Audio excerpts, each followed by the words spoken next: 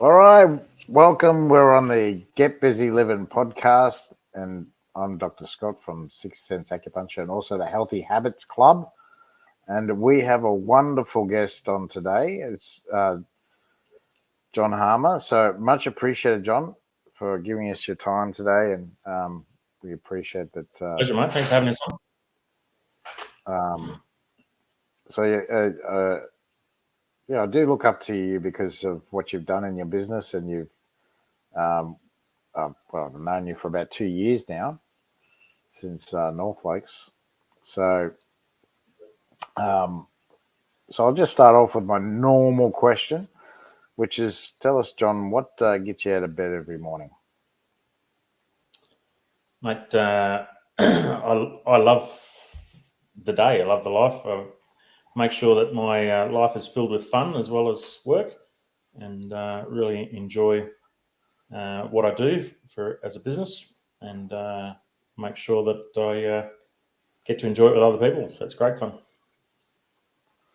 Yeah, I get what you're trying to say. I'm the same. I try and help as many people as possible, especially in the community, to help them. And yeah, I agree with you.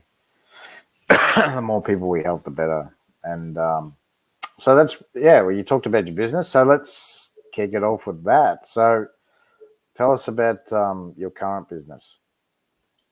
So we have New Way Solar, which was previously owned by a friend of ours at near Caboolture.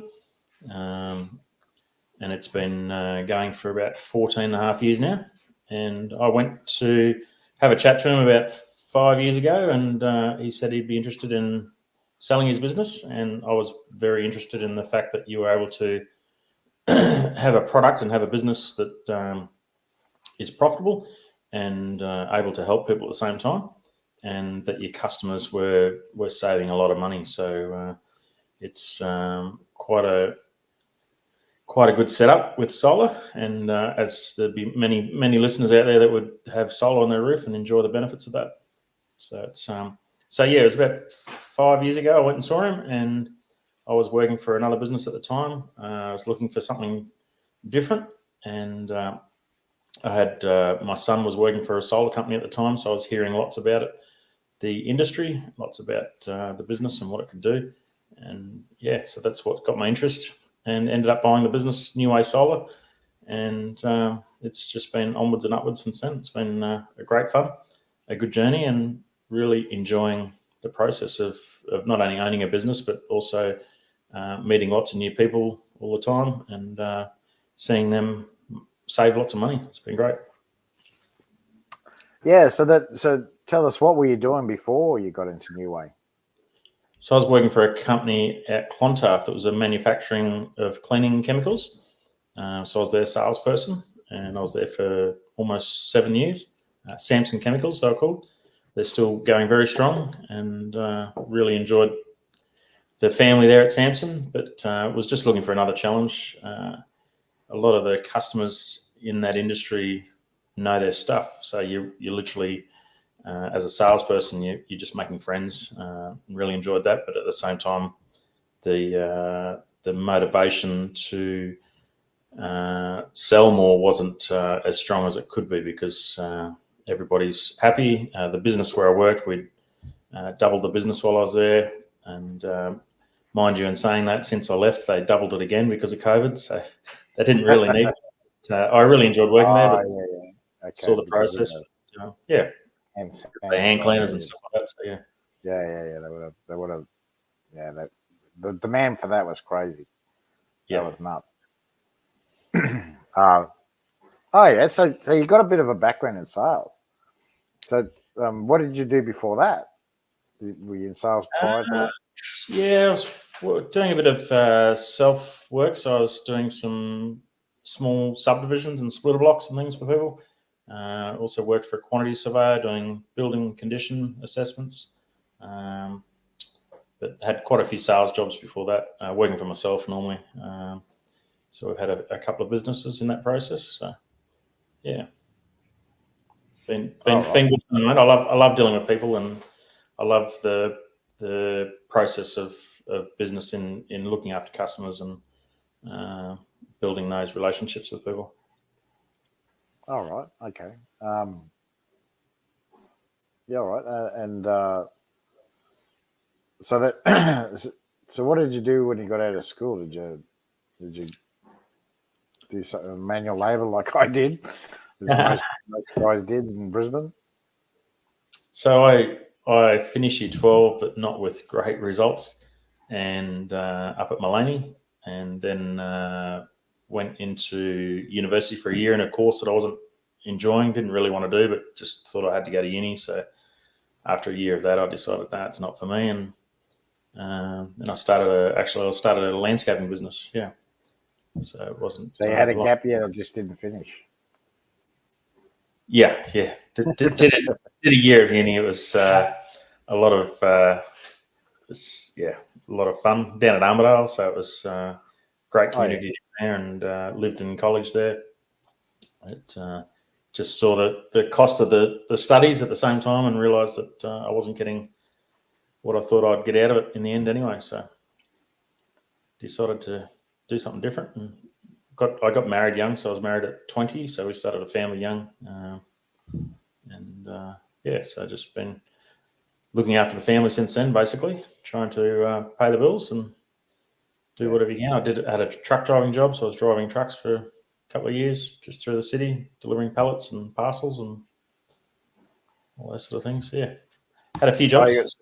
So you got a few tickets then. You got a few licenses. Just medium rigid, and forklift and all that sort of stuff. But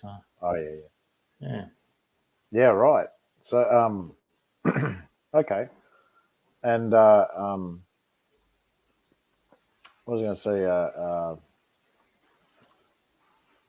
With your experience with driving as well, you have to be able to talk to people, especially when you're unloading and loading, and especially when you're going into those bigger companies. So some of them are not the best to deal with. I've done that myself. So yeah, I see what you're saying.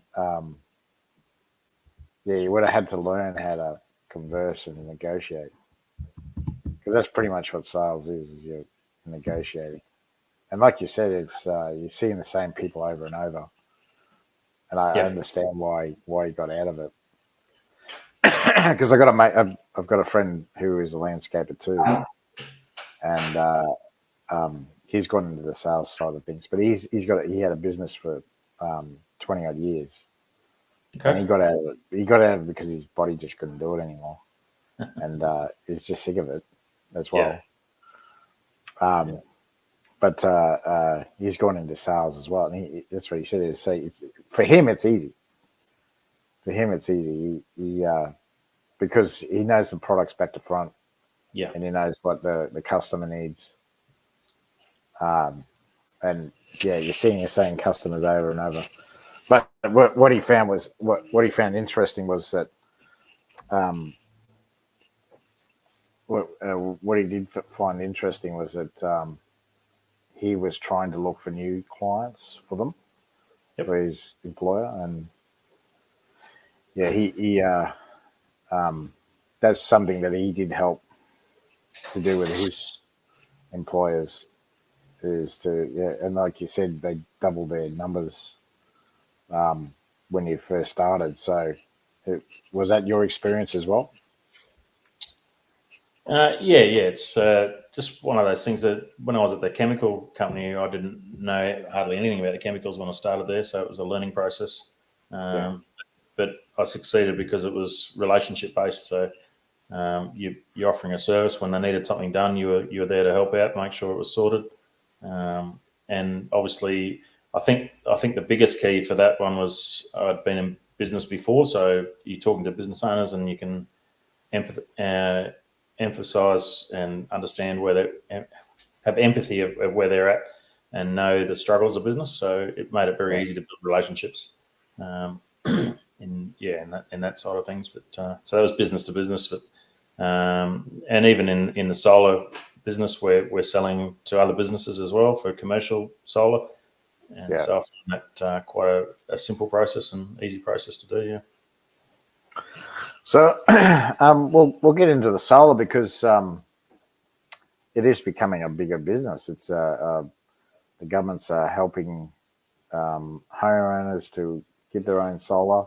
They're encouraging it, but there's a lot that the public don't know about solar as well. So hoping you can tell us a little bit more about, because the conversations we've had, I'm like, wow, I didn't know that, or this is something that they're not telling us.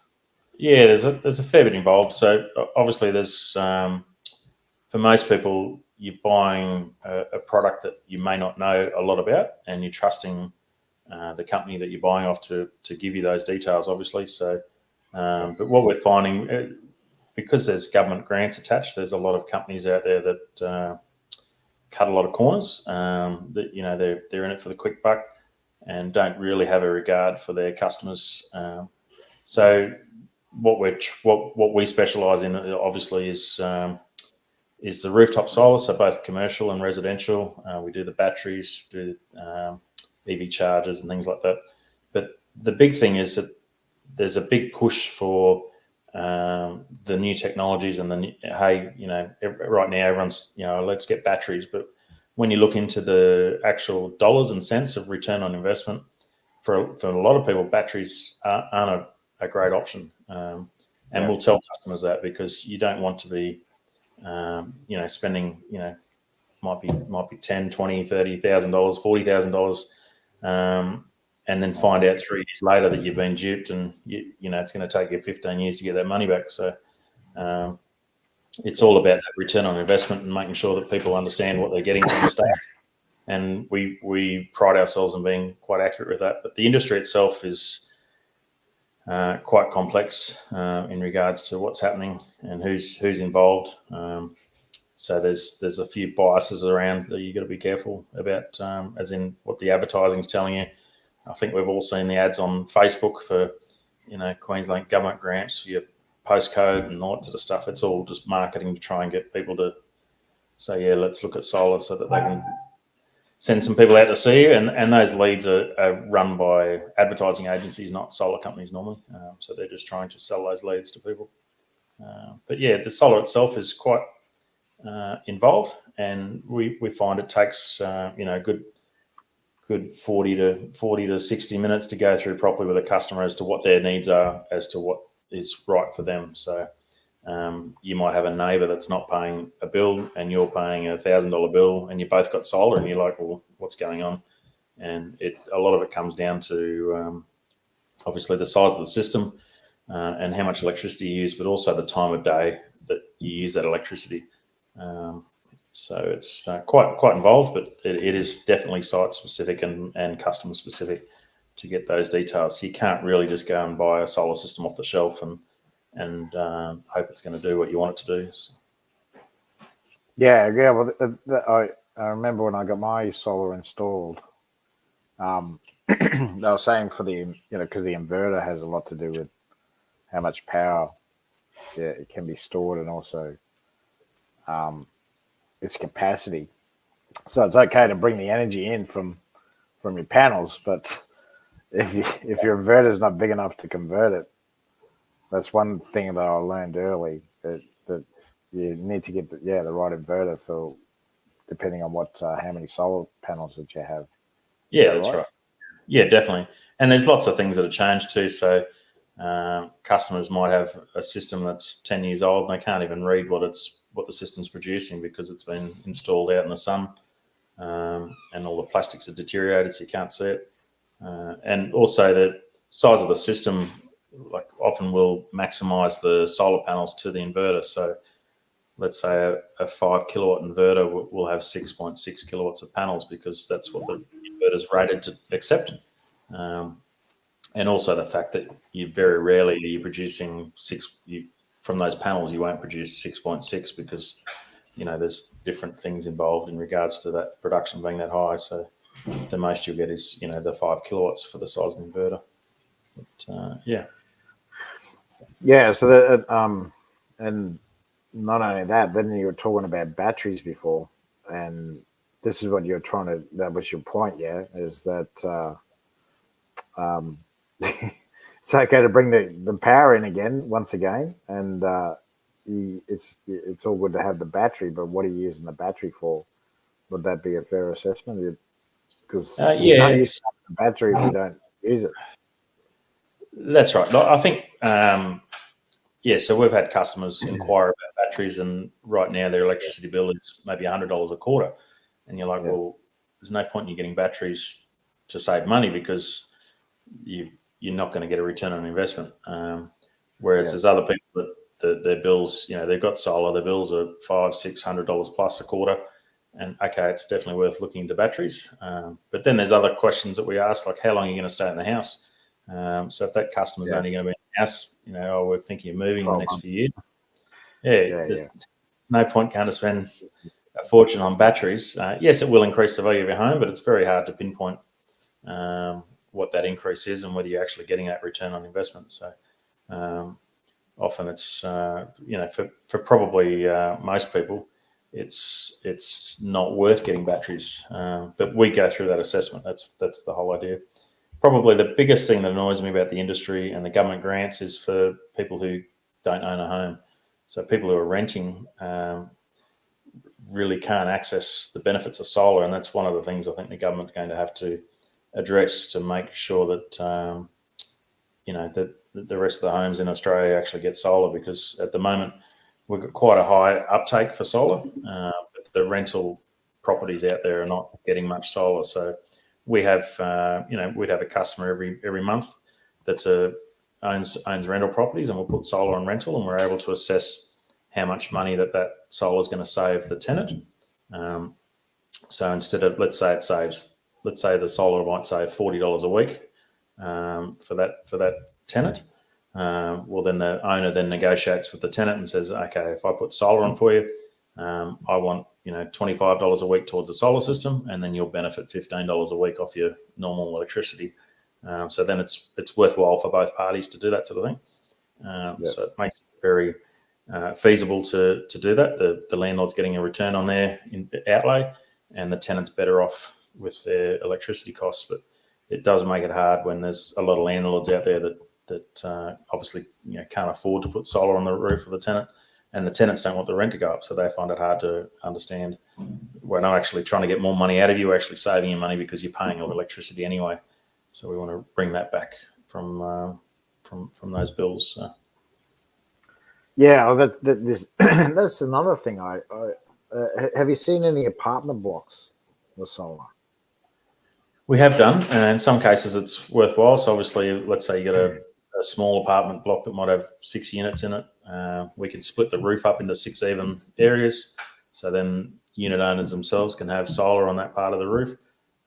We've done quite a few of that, but there's a lot of high rises. It's not worthwhile because the roof space is so small. Unless they've got a massive car park roof or something like that to put solar on, and that's only covering the body corporate electricity bills. It's not covering individual electricity bills for those people. But a lot of townhouses, we do a lot of solar on townhouses and things like that. We can design systems to make that definitely worthwhile. So yeah, we've had quite a few interesting ones where we thought we couldn't get much on there because the townhouse roof was facing, might be facing south or something like that. And we've had some really good results with that. With what we predicted would happen has actually been often better than what we say it would be. So so that was one thing. That's another thing I learned about solar is that if your panels are facing north, that's the optimal position to have your panels in to get all day sun. Is that right? So north is a great place to have it, but then something interesting is that in summer, the heat in Brisbane, for example, is that much that the solar panels will actually derate, so they won't perform as well in the hottest of hot days. And in that case, panels on the south roof will actually perform better on the north in those hot days. But through winter, obviously, then those south roofs panels won't perform very well at all because the sun's too low, circling around east to west around the north. But we have a lot of customers too. We design the system, so let's say the customer is home, not home during the day. They might have a couple of kids and they're busy in, 5 o'clock onwards, they're busier in the home, doing things, and they're leaving home at, 7, 8 o'clock in the morning. So we'll actually put the panels on the east and the west because we want to make sure they're getting free power when they're actually using it, because that's the best return for them. So often that works better for people because, as we know, the feed-in's not great for a lot of people, as in your feed-in tariff. So, there's lots of things happening in the industry. We've got different equations that are coming into it, as in regards to feed-in and things like that. And that's back to the batteries. That's when that can become viable, because there's different programs out there where you actually get a lot of money for selling battery power to the grid at certain times of the day. So it obviously brings down the payback period on the batteries. But yeah, there's lots to learn, mate. It took me a long time to get a hold of it when I bought the business. Obviously, the old owner trained me, and I did a lot of work with different industry groups as well to make sure that we're up to date and had the latest. And but just yesterday, we've been approved as a seller for a government program where when they finance their battery system, if they're wanting to get batteries and solar or just batteries, we actually have a few percent off that finance, because we're an approved seller through it's a CEC accredited organisation that organises that. So there's some good things happening, and as I said, it's different for everybody. So we have to assess individually as to what's best for them. Okay, so so can you talk about that? Is it something that the government's advertising, or? So it's quite it's newish, but at the same time, it's just, as I said, we only just got approved yesterday for that. So I'm just going to bring it up now so I can go through that. But basically, it gives you where's your interest rate for purchase. If you're borrowing the money, maybe 10 or 11%. As a green loan, it might come down to sort of 6 or 7%. So, as I said, we only got approved yesterday, so I've got a fair bit of work to get my head around that. But it's a good setup.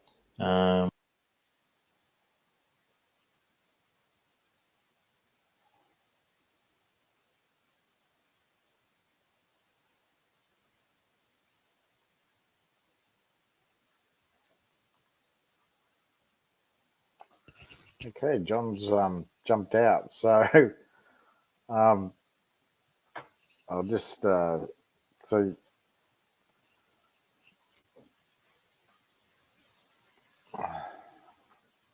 just waiting for John to come back.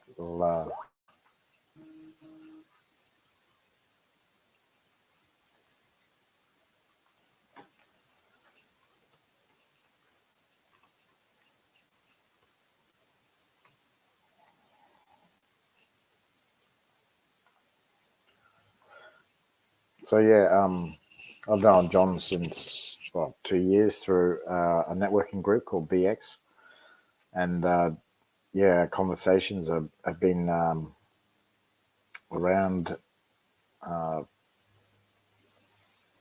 solar paneling, because we're always trying to save money like everyone else. They want to save money on their electricity bills, and that's what John helps with. He helps to get you the best possible deal you can on your paneling, but also your inverter, and also the rest of the system, so that you're not spending as much on electricity, because living expenses are going through the roof. So the paneling has as well. So not the paneling, sorry, electricity has as well. So we'll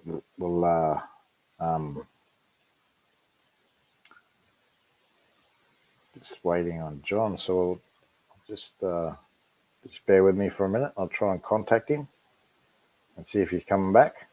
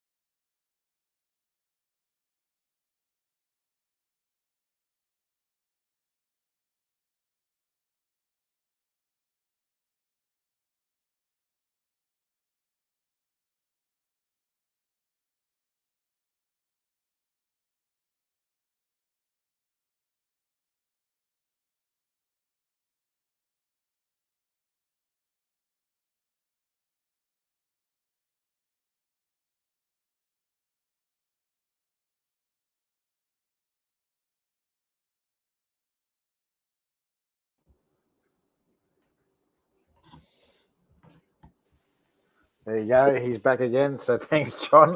Sorry, mate. Been trying to share something with you. Sorry, mate. Not the tech guy.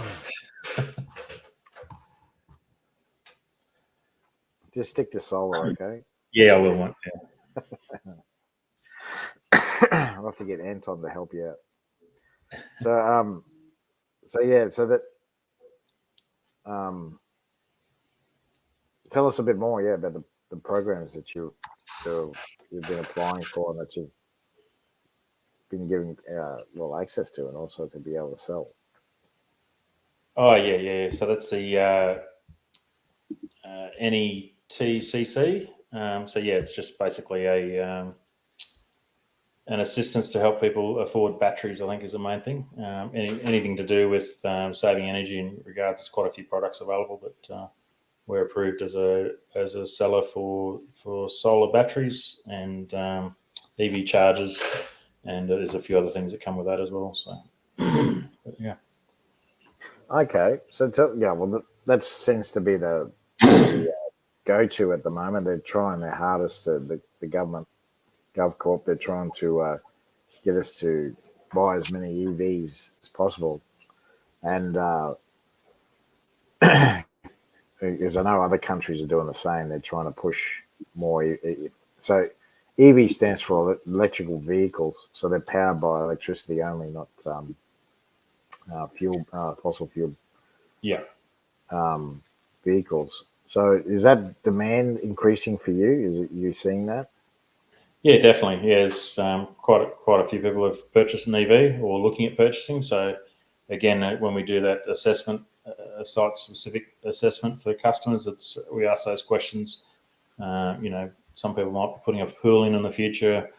Other people might be getting an EV car. So they're like, well, we want to make sure that we're covering all those things for them to make sure that we put a system up that's going to help them in the future. So that's where that works. So yeah. Yeah, that's why I have earphones, because you can't hear anything else then. Yeah. I was going to say, okay, so why a pool? Why is that? Do they drain a lot of energy, do they? You get your pool pump that might be on for 6 to 8 hours a day. So it's every day. So it's a constant requirement for electricity. So and some people, even down to the point that people have got 2 young kids, and you go, well, okay, your electricity usage is only going to get higher with those kids growing up, because they'll be plugging devices in all the time, and the kids that want their long hair, the girls, they'll be on the hairdryer and things like that in the morning. So at night, so a lot of power usage goes up with that. So well, the way you were talking, it depends on where you are. Is that right? When it comes to the times that you use your energy? Yeah, definitely. It's all specific to what lifestyle people lead. If you get a home where parents go out to work each day, well, they're going to have a different return on the solar investment than somebody who's, both working from home or a single person. Or you'll see on your electricity bill your daily usage and how they compare that to how many people are in the home. So there's lots of things that come into it that makes it very site specific. So that's why we do that consultation, visit site. And that's, yeah. So tell us a little bit more about other, ways that people can think about how they can reduce their power bills. Obviously solar, but so there's lots of things that come into that. So obviously the usage. So a lot of people have a time of day usage. So between 4 and 9 p.m. electricity is a little bit dearer. So if you can schedule things that are not during those hours, you do it outside of those hours, it's going to help you. The other thing is, if you do have a solar system, make sure that you're doing the chores around the house and setting pump timers and things like that to those solar hours. So if you've got a pool, you'd be setting that pool pump to starting at maybe 7 or 8 o'clock in the morning and making sure it's off by 4 or 5 o'clock in the afternoon.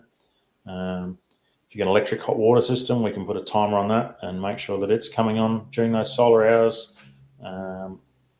and just obviously just saves you money. You're not buying from the grid all the time. You're using your solar, so it's even an old fridge.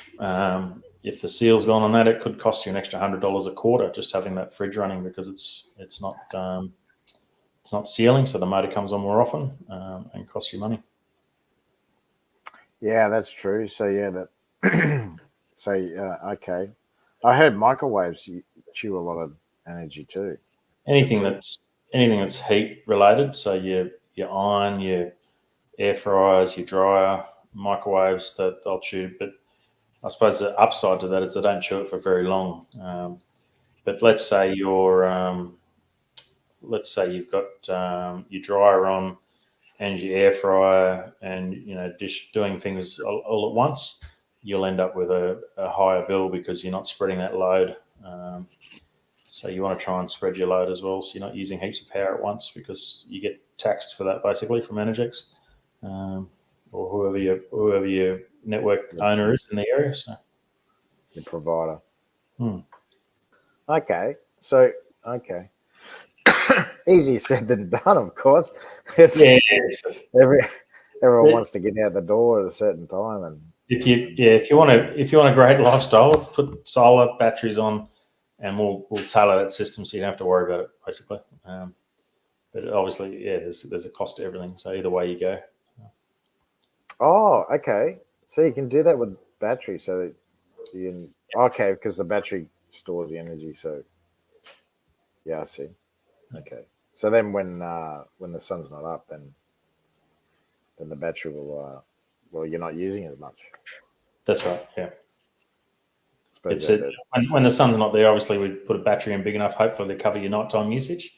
So that way you're buying. The whole idea is not to buy from the grid. So we're trying to cover those things. Yeah, gotcha. Yeah, so that so that's another important point that you just made, that the grid is the one that charges you. So if you're not using the grid, then so how can people minimize that? Obviously, batteries would help a lot. Yeah. And the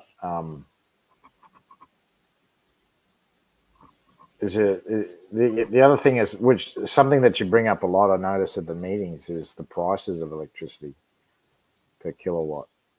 Yeah, that can vary a lot. So we're trying to in that assessment, we can advise people as to whether they're paying a normal price for electricity, or whether the providers are pulling their leg and charging them too much. It's can be quite daunting seeing the different bills. I've had days where I've been to 3 different customers. They're all using the same provider, and there's 3 different prices on the bill. So it's not like that's the price that's the only one available, because I can tell you now it's not. There's plenty of options out there. Yeah, so that, and they're all pretty close together, those 3 customers. All South Queensland. Yeah, definitely. Yeah. There's no. That's the other thing they'll try and tell you too. In South East Queensland, your location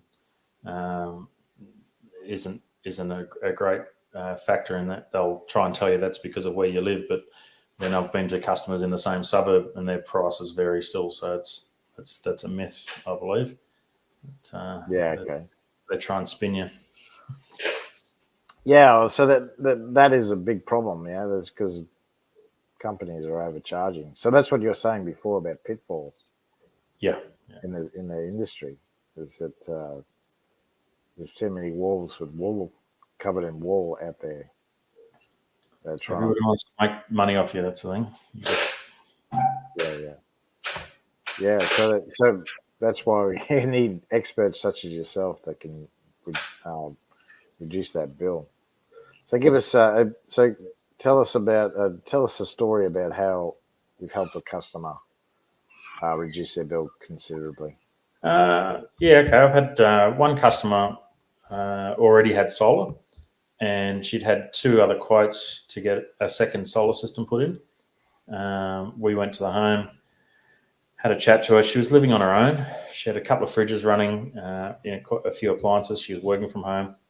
And what we were able to do was there was a few things. So the solar panels themselves were covered in an algae, like a fungus, growing on the glass. So we organised to have those cleaned, and we put a hot water timer on her hot water system, and she ended up saving just those two things alone. She saved, it was crazy. From the top of my head, I think it was like $300 or $400 a quarter just doing those two things. The system wasn't producing that she had. And these other salesmen were happy to come and sell another system, but it actually wouldn't have benefited her. She was covering her usage fine, but obviously the system wasn't performing, so we fixed that. That covered her usage, and the extra system would have literally just gone for feed-in, which was, paying not much. So she would have gone and spent maybe, I don't know, let's say it was $6,000 on an additional system, and she would have only saved maybe $400 a year with that system because it was just bad advice. So she was a very happy customer in that regard. So we'll always make sure that we give the right advice. So it's not about us just selling our system to them. It's about us looking after customers and going from there. So she was very happy with that result. Yeah, I would be too. Because like you said, she's probably going to spend another 10 grand on another system, and it was only going to bring it down $400, and you didn't have to worry about that. So she saved 10K plus. She saved the money on new, plus another $200 a month. I think quarter. Costs her about $500 or $600 to get the system cleaned and get the hot water timer installed, somewhere around those figures. And she saved a fortune. So. Yeah, right. So it's more than just selling someone a unit. You're also give them advice on how to reduce their bill long term. Yeah, that's right. Yeah. So tell us another story. Tell us another story how you help a client. Yeah, we've put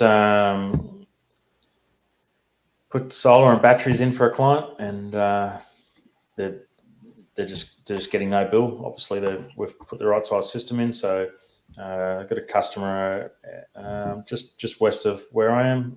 He put solar and batteries in on his new home. We hooked him up with a program called Amber Electric. So what that does is actually sells some battery power at peak periods for him, all organised by Amber Electric. And he told me one story that it was cheaper for him. One night he was getting paid that much for his power from Amber Electric that one night it was cheaper for him to go out to the pub and have dinner and buy that meal than stay home, because he made about $60 in 1 hour just selling his power. So that works really well for him. He's very, very happy with the process. So, and again, the gentleman lives on his own, works from home a fair bit, and he's definitely getting his return on investment. So, okay, let me get this straight. So there are companies out there that actually buy your power off you. Yeah, there's a company called Amber Electric that hooks you up with the wholesale market. So basically, to help people understand, the prices fluctuate every 5 minutes, the power prices. So when a normal customer might be paying, let's say, 30 cents a kilowatt, the power prices actually fluctuate. So at present, say between roughly maybe 9 till 2 p.m, power is actually free because there's so much power on the grid from everybody's solar. You don't actually pay for that power. So, but then between, let's say about 6 p.m. at night, maybe 5:30 in the morning, in those peak periods, let's say the middle of summer when everyone's using their air conditioners, the whole network is overloaded.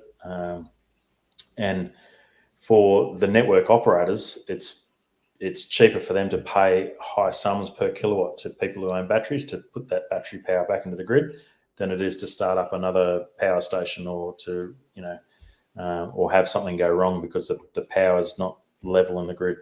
So basically, you'll get, most of the time, the price is fairly normal in regards to your buyback. So then this guy might be getting, maybe around, 20 cents a kilowatt or 30 cents a kilowatt at those peak periods. But then on certain days of the year, and it's not predictable other than the fact that it's when demand is massive, he was actually getting $60 for 1 kilowatt of power that he sold back to the grid through Amber Electric. So it's literally it's a program that's only for people with batteries, because if you don't have a battery and you have to buy power at that price, it's very expensive. So you have to have batteries to cover those peak periods. And that's part of what we'll set up for you and negotiate to make sure that we've got the right size battery for you to cover that, and make sure you understand how it works so you don't get a big bill, or make sure you get a credit if you're working the system properly. Wow. Okay. So you can actually make money from your system. Yeah. So obviously the system costs you a fair bit of money. So okay. It's all an upfront payment. That's what you're saying. But yeah, you're increasing your return on investment basically. So instead of it, let's say battery takes 8 years to get your money back, for example, depending on the customer. With Amber Electric, it might only take you 6 years. So it just depends on that. But it is a fluctuating market, so it's very hard to predict. So it's very hard for us to say, oh, this is actually going to happen. But we can go on history and go, okay, this is what's happened. This is what they've been paid at these times. So the customer gets to make that decision to see whether they want to do it that way or not. So, and again, it depends why you're getting batteries. So for some people, they want batteries for their own use only. So they don't want to sell any of that battery power to the grid. They want it for their house. Some people get batteries because they want backup power as well. So if the grid goes out, they've actually got power still. So there's lots of reasons why people would do that. And we sort through all those questions when we talk with the customer. Yeah, I had no idea. I didn't know that either. So, okay. Yeah. I didn't know there were companies there. I had heard the grid would pay certain customers to get money back, but I never knew that there were independent commercial companies out there that would actually pay for the power. Yeah. So okay, that's fantastic. Hmm. All right. So tell us one more. Give us one more positive story. You helped a client. Okay. Yeah. Make money. One story more to do with the way we quote and our pricing. I had through a friend of a friend put somebody onto me. They'd already signed to get solar off a company.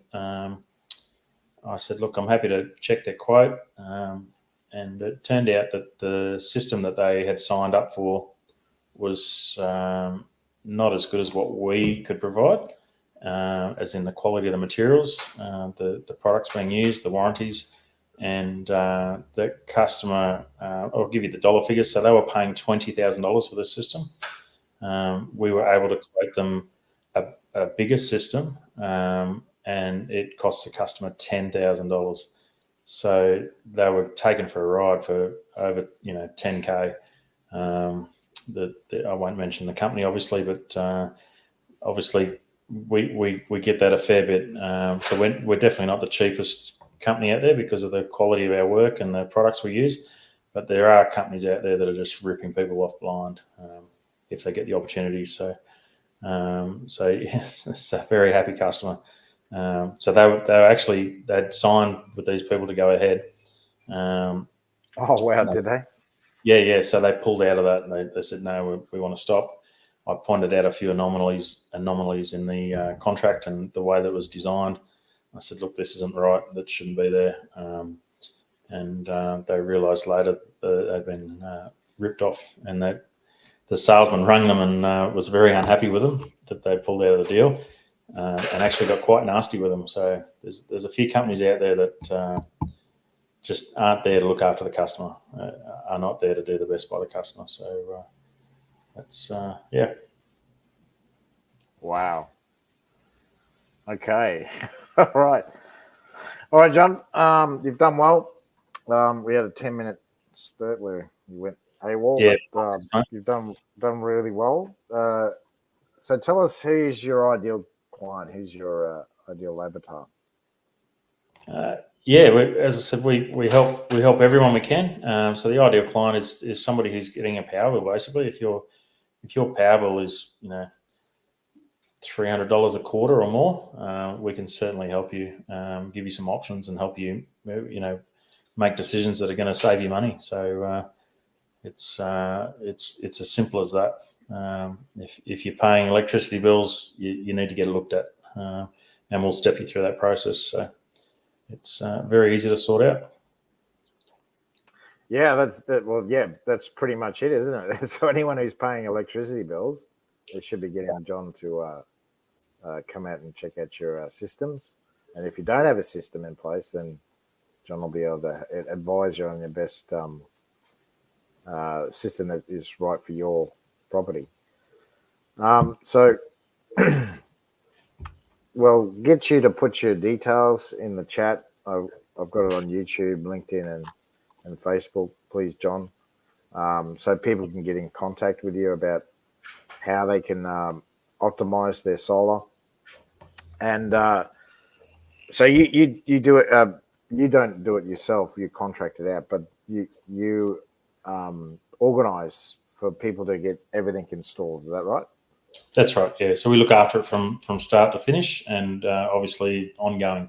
So we're there helping people, making sure their bill has reduced, like we said it would.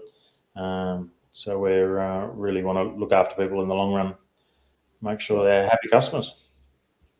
Excellent. And so I'll ask you the last question. So give us an idea or a method that you think would help with lifelong longevity. Probably the biggest thing I think is very important in life is to look after your relationships. Don't hold grudges with people, and really, understand that everybody's got a different path, and enjoy the company of each other. It's I think that's a massive thing for this world right now, is that we enjoy people's company. If you don't get along with someone, you don't have to make a big deal about it. But so I think nobody's perfect, and we're all here to do our best and help each other. All right. Thanks very much for that piece of advice. Much appreciated, John. Is there anything else you wanted to say before we go? Oh, good. Just appreciate the opportunity for having us on, and definitely. If you have any health issues, definitely talk to Dr. Scott, because I've benefited from his experience. So definitely worth a contact there for sure. Yeah. So that's another thing. You lost a fair bit of weight too, just recently. I did, mate. Yeah. So I lost a few kilos, sort of end of last year and start of this year, and it's plenty more to go. And you just used a keto diet, is that right? That's right. Yeah. All right. So thanks very much, John. I just want to give my I've got a webinar coming up next Thursday on the 21st at 7 p.m. It's called The Unexpected Way to Have a Better Social Life, Give Up Booze for Protein. And also, we actually have a challenge coming up, a 5-day walking challenge. Are you going to join me, John? Mate, I'll give it a go. Yeah. Yeah, give it a go. It's only for 5 days, from the 27th until the 1st of July. So 27th of June until the 1st of July. You just got to do 10,000 steps. Just register in my private group on my Facebook, which is called the Healthy Habits Club, and just register there. And what we'll do is we're going to get everyone to put up their steps that they've done for the day, and it should be fantastic. I can't wait to see everyone enjoying it. It's all about mental health, because the research is saying now, it's been there for a long time. It's just that the government doesn't advertise it. That the number one way to prevent and also to help with mental health issues is exercise. So that's why we're doing it. So I hope to see you there, John. Much appreciated your time today, and thank you so much for being on the Get Busy Livin podcast. Cheers, man. Thank you. Thanks, John. Talk to you soon. See you guys.